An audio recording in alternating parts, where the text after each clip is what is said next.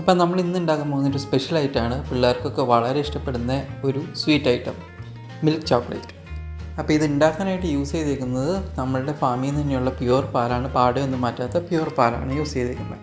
അതുകൊണ്ട് തന്നെ പിള്ളേർക്കൊക്കെ ധൈര്യമായിട്ട് കൊടുക്കാം. അപ്പോൾ ചോക്ലേറ്റിൻ്റെ വേറൊരു മെയിൻ ഇൻഗ്രീഡിയൻ്റ് ആണ് കൊക്കോ.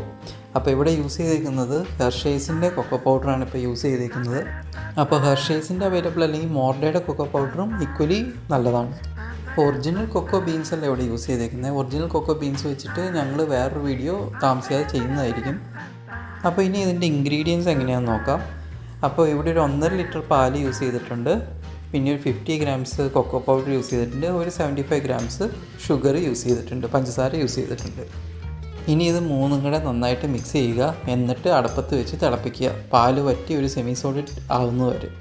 അപ്പോൾ ഈ സമയം മുഴുവൻ ഇത് നന്നായിട്ട് ഇളക്കിക്കൊണ്ടിരിക്കണം. അതുകൊണ്ട് തന്നെ ഇതാണ് ഏറ്റവും ഇതിൻ്റെ അകത്ത് ഹാർഡസ്റ്റ് പാർട്ട്. ഇൻഡക്ഷനിൽ വെച്ചിട്ടാണ് ഇത് ഉണ്ടാക്കുന്നത്.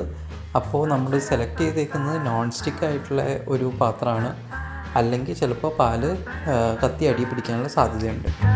അപ്പോൾ നമ്മൾ തുടങ്ങുകയാണ്.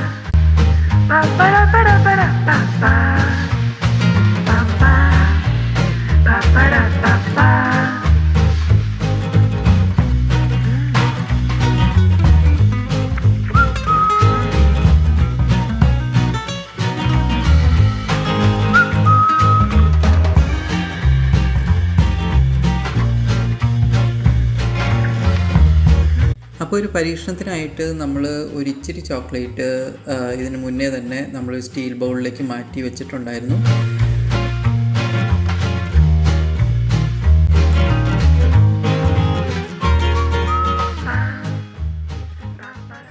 അപ്പോൾ നമ്മുടെ അടിപൊളിയായിട്ടുള്ള ഹോം മെയ്ഡ് ചോക്ലേറ്റ് റെഡിയാണ്.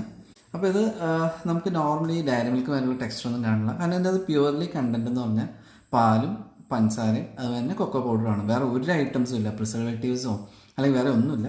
നിങ്ങൾക്ക് കുറച്ചും കൂടി നല്ല സ്മൂത്ത് സർഫസൊക്കെ കിട്ടണമെങ്കിൽ അത്യാവശ്യം നല്ലൊരു ബട്ടർ പേപ്പറിലേക്കൊക്കെ ഇട്ടിട്ട് കറക്റ്റായിട്ട് ഒന്ന് ഷേപ്പൊക്കെ ചെയ്ത് എടുത്താൽ മതി.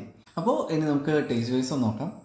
ഇതിൻ്റെ ബേസിക്കലി എത്രമാത്രം ബിറ്റർ വേണം, എത്രമാത്രം മിൽക്കി ആയിട്ട് വേണം, അത് ഓരോരുത്തരുടെ ഇൻഡിവിജ്വൽ ഇൻട്രസ്റ്റ് ആണ് കേട്ടോ.